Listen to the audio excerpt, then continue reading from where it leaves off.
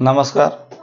YouTube channel के Sunday classes में मैं मुकेश सर आज उपस्थित हूँ वर्ल्ड हिस्ट्री सीरीज का अगला वीडियो लेकर के, जिसमें हम देखेंगे आज ट्रीटी ऑफ पीस, जिसको सामान्यतः वर्साई की संधि के नाम से जानते हैं या इसको द ट्रीटी ऑफ वर्साइल बोलते हैं, यानी वर्साई की संधि। ये फर्स्ट वर्ल्ड वार के बाद का हिस्सा है, क्योंकि इसी के साथ वर्ल्ड वार प्रथम खत्म होता है। तो चलिए हम इससे चर्चा करते हैं कि इसको ट्रीटी ऑफ पीस को यानी शांति समझौता को वर्साई की संधि क्यों कहते हैं।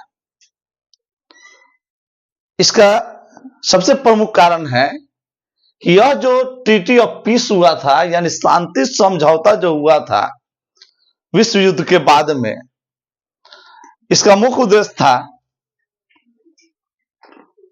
कि विश्व स्तर पर उत्पन्न हुए अशांति को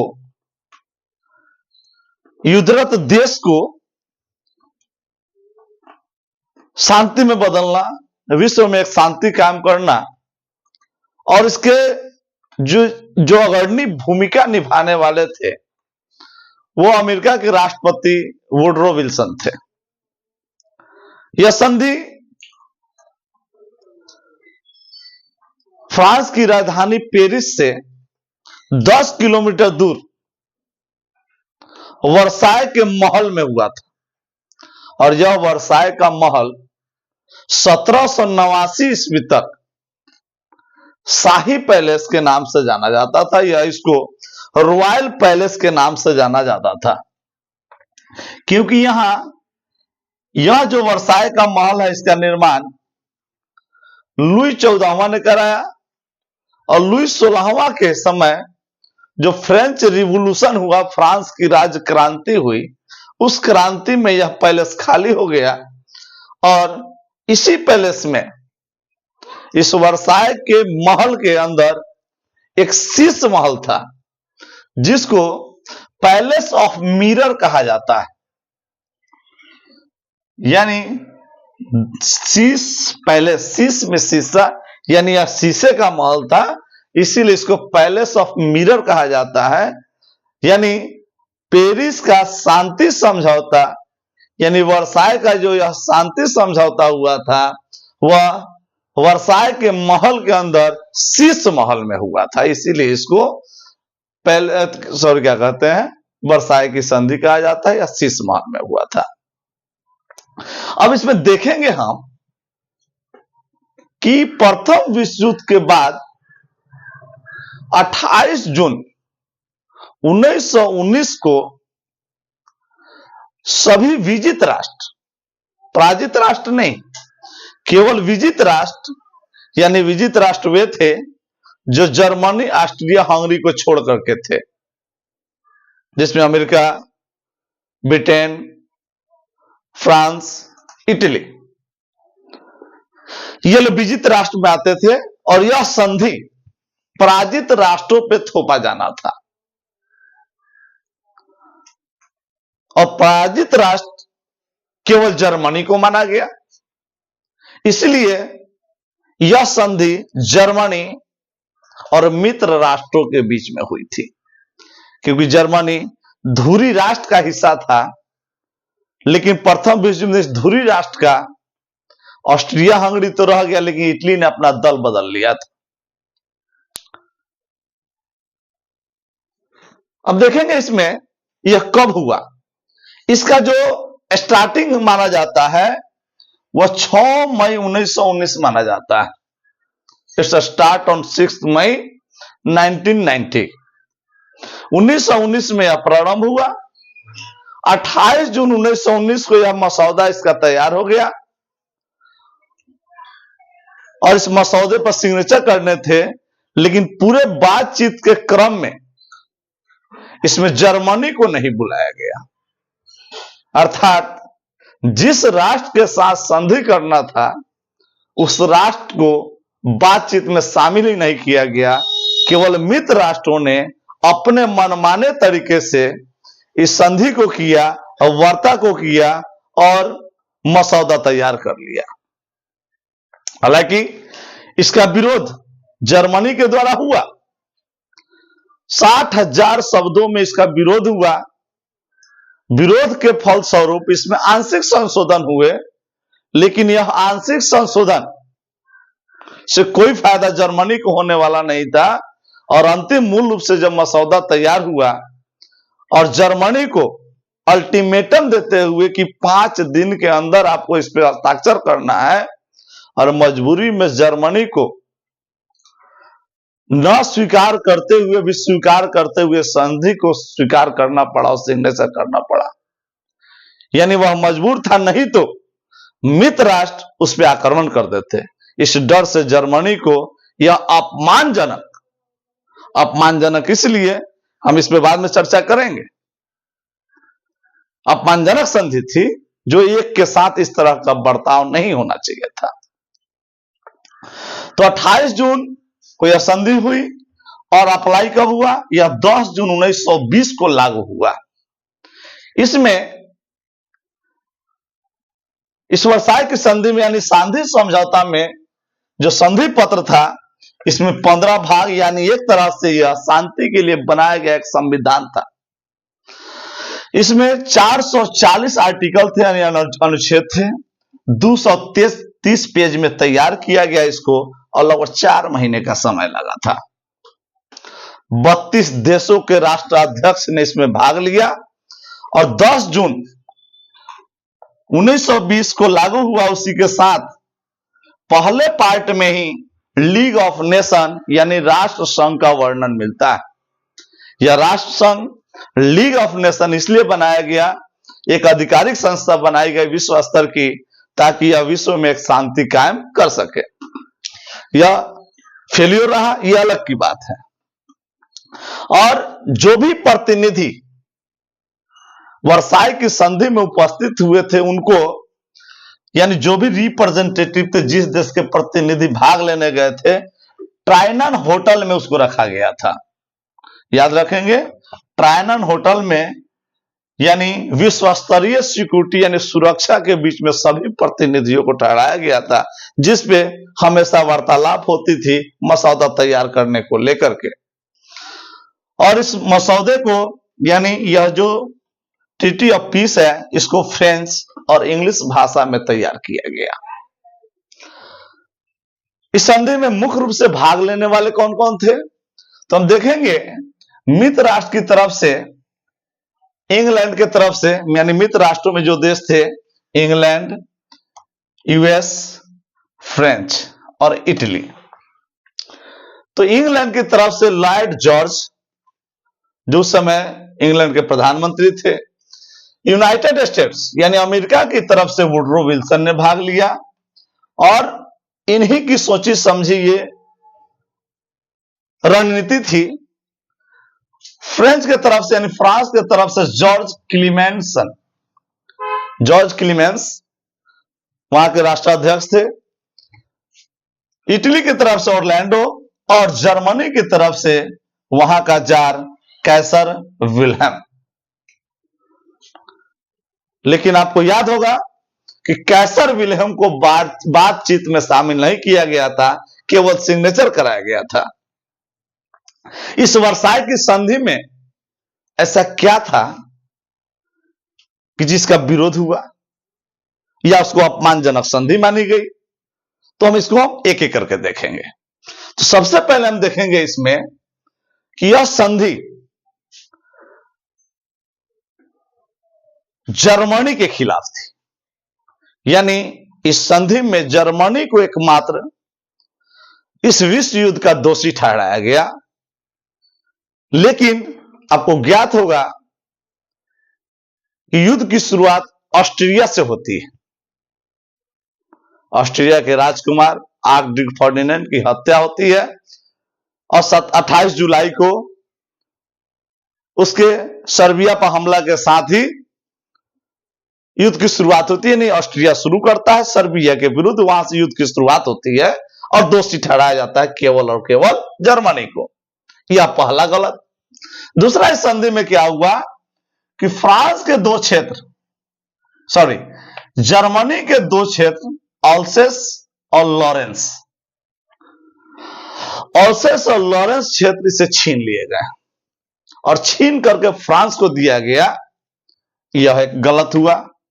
दूसरा, जो सार प्रदेश था, इसको लीग ऑफ नेशन ने 15 साल के लिए अपने अंदर रख लिया और अपने अंदर लेने के बाद इसमें जो कोयला क्षेत्र था वो फ्रांस को दे दिया गया। दूसरा, तीसरा चीज था मोर्सनेट और यूपेन। मोर्सनेट और यूपेन, इसके जो दो क्षेत्र थे वह लेकर के बेल्जियम को दे दिया गया। यानी इसमें फ्रांस का विस्तार, बेल्जियम का विस्तार, पोलैंड का भी विस्तार हुआ। यानी इतना ही नहीं, एक तो आर्थिक रूप से संपन्न क्षेत्र, कोयला से संपन्न सार प्रदेश, मोर्सनेट, यूपेन वहां का समृद्ध क्षेत्र इत्यादि मुख्य क्षेत्र जो इनका था छीन करके, और यह क्षेत्र लगभग जर्मनी का 40% हिस्सा था, छीन करके मित्र राष्ट्रों में बांट दिया गया। और तो और लगभग इनका 25,000 वर्ग मील का हिस्सा छीन लिया गया। 70 लाख आबादी वाला हिस्सा चला गया।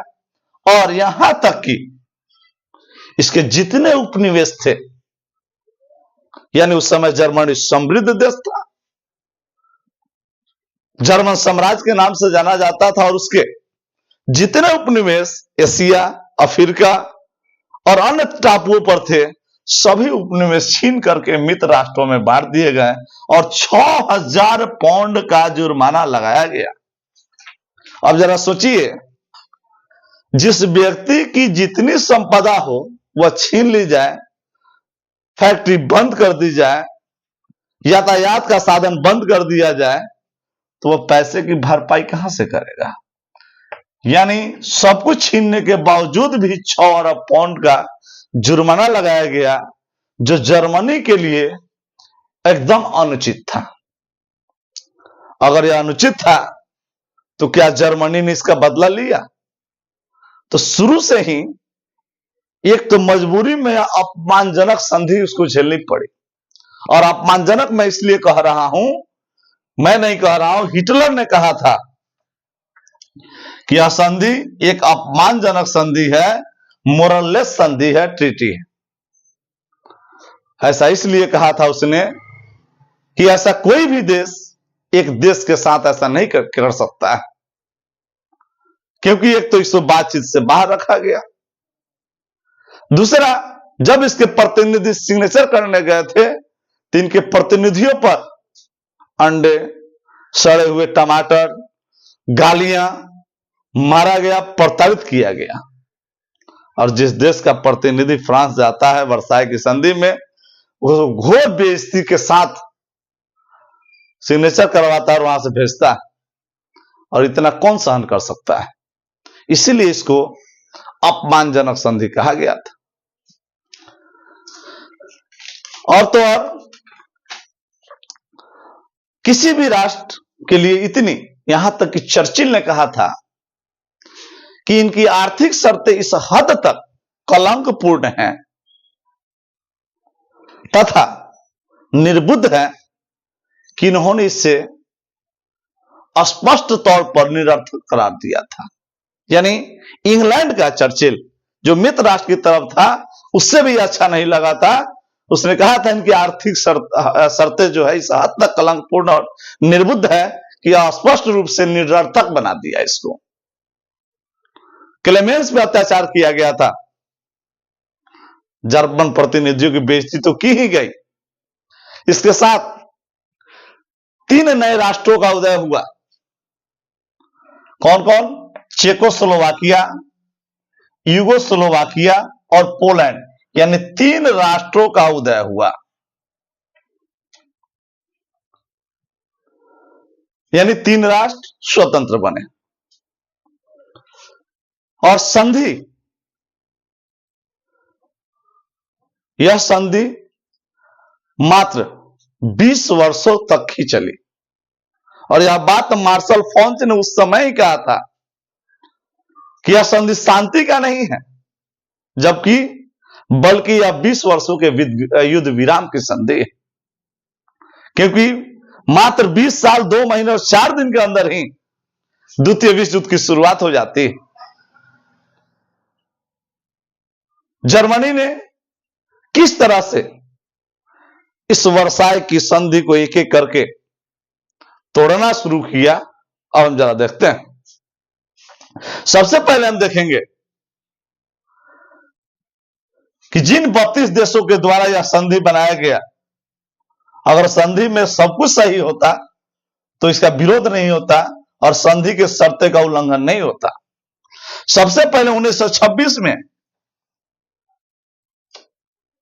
उस समय कैसर विल्हम जार थे वहां के, उन्होंने राष्ट्र संघ की सदस्यता ले ली। अब जब वही राष्ट्र संघ जो वर्साय की संधि के प्रथम अध्याय में आता है, उसका सदस्यता ग्रहण कर लिया, और जैसे ही सदस्यता ग्रहण किया, प्रथम भाग में संशोधन शुरू हो गया। यानी यह उस कॉन्स्टिट्यूशनल ट्रीटी ऑफ पीस का मुख्य भाग था, इसी में संशोधन हो गया। अगर संशोधन नहीं होता तो यह सदस्य नहीं बनता, इसलिए संशोधन हुआ और इसका सदस्य बन गया। 1932 यानी जब हिटलर पूर्ण रूप से सत्ता में आ गया, तो उसके लिए क्षतिपूर्ति जो देना था 6 अरब पाउंड का, इसकी बात ही खत्म हो गई। यानी जो 6 अरब पाउंड देना था और इसका उल्लंघन करना, यानी इसकी बात खत्म हो गई कि 6 अरब डॉलर नहीं देना है। पहला विजय। 1933-34 हिटलर सम्राट बन चुका था, तानाशाह बन चुका था। अब हिटलर द्वारा नियम को तोड़ना एकदम आम बात हो गया। और 35-36 यानी 1935 और 36 में जो निशस्त्रीकरण लागू किया गया था इस पर कि आप हथियार नहीं बनाएंगे, सैनिक नहीं रखेंगे, और उसका उल्लंघन करते हुए हिटलर ने अंधाधुन है ना शस्त्र की तरफ अपना कदम बढ़ाया और शस्त्र का निर्माण शुरू कर दिया, यानी उसकी नीति खराब। 1936 वह राइनलैंड जो इसे छीन लिया गया था, उस पर जाके पुनः अधिकार कर लेता है। और 1938 यानी वर्साय की संधि में नियम बना था कि अब कोई भी 2 राष्ट्र संधि नहीं करेंगे, और इसने ऑस्ट्रिया हंगरी और चेकोस्लोवाकिया के साथ मिलकर के एक संधि किया। इस संधि के साथ जो उसके प्रादेशिक नियंत्रण का जो नियम था, वह नियम भी खत्म हो गया। और तो और 1 सितंबर 1939 पोलिस गलियारा और डोंजिंग बंदरगाह जो इसे छीन लिए गए थे, उस पर फिर से आक्रमण करके, यानी उसको अपने क्षेत्र में लेने के लिए पोलैंड पे आक्रमण करता है। और इस पोलैंड के आक्रमण के साथ ही 1 सितंबर 1939 को द्वितीय विश्व युद्ध प्रारंभ हो जाता है। यानी वर्साय की संधि की धज्जियां उड़नी शुरू, यानी धज्जी उड़ जाती है। शुरू क्या होती है, यानी वर्साय की संधि खत्म हो जाता है, यानी द्वितीय विश्व युद्ध की शुरुआत हो जाती है। अब हम देखेंगे कि संपूर्ण वर्साय की संधि में दोष किसका है? क्या जर्मनी दोषी है कि उसने उल्लंघन किया? नहीं, इसके लिए दोषी ये सभी लोग हैं, मित्र राष्ट्र के देश, चाहे वो इंग्लैंड हो, ब्रिटेन हो, फ्रांस हो। इसलिए दोषी है कि जब जब गलती जर्मनी ने किया, अगर उस समय ही उस पर बैठक की जाती, उस पर रोक लगाई जाती, तो शायद फिर से इतना बड़ा विध्वंसक युद्ध यानी द्वितीय विश्व युद्ध प्रारंभ हुआ, वह नहीं होता। लेकिन यह राष्ट्र संघ ने ही वर्साय की संधि के शर्तों को दरकिनार करना शुरू किया और प्रथम विश्व युद्ध की शुरुआत हुई। और इस युद्ध की शुरुआत ही राष्ट्र संघ भी खत्म और वर्साय की संधि की शर्तें भी खत्म हो गई। अब हम देखेंगे एक टॉपिक है, क्या इसमें भारत का भी कोई रोल रहा? तो हां, इस वर्साय की संधि में भारत की तरफ से महाराजा राव गंगा सिंह जो बीकानेर के राजा थे, ये 1888 से लेकर 1943, 1888 से 1943 तक बीकानेर के शासक थे। ये ऊंट कोर समिति, ऊंट कोर यानी बीकानेर ऊंट कोर का गठन किया था और गठन करके ये फ्रांस, मिस्र और फिलिस्तीन में अपनी सेवा देते थे। इसलिए इनको भी वर्साई की संधि में बुलाया गया और इन्होंने भी 28 जून 1919 को वर्साई की संधि पत्र पर सिग्नेचर किया। और तो और 1924 में इन्होंने राष्ट्र संघ का प्रतिनिधित्व किया, अर्थात इन 32 देशों में भारत भी शामिल था, जो वर्साई की संधि में वह पैलेस ऑफ मिरर में उपस्थित था और 1924 में राष्ट्र संघ की सदस्यता भी ग्रहण किया। तो आज के साथ ये वर्साई की संधि और राष्ट्र संघ यही खत्म होता है। अगले टॉपिक में हम देखेंगे हिटलर और उसका नाजीवाद। तब तक के लिए धन्यवाद।